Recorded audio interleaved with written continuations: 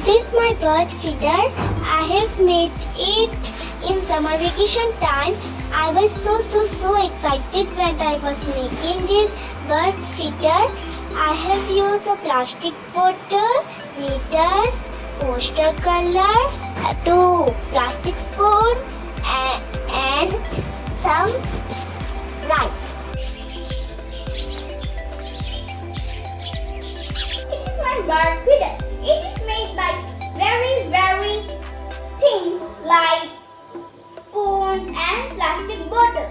And I make with very effort. I enjoyed making this bird feeder in the summer camp, and now I will hang it on the window so that the birds can fly. In summer camp, we learn how to use old things to make useful things.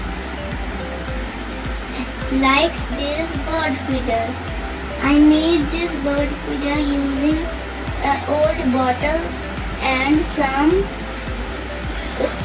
Hello everyone, my name is Shreya, studying in class 3. Today I am going to be talking about this activity which I made in summer camp. This is a bird feeder. I used the help of rice, bottle, a plastic bottle, paint and two plastic spoons. And I really enjoyed this activity.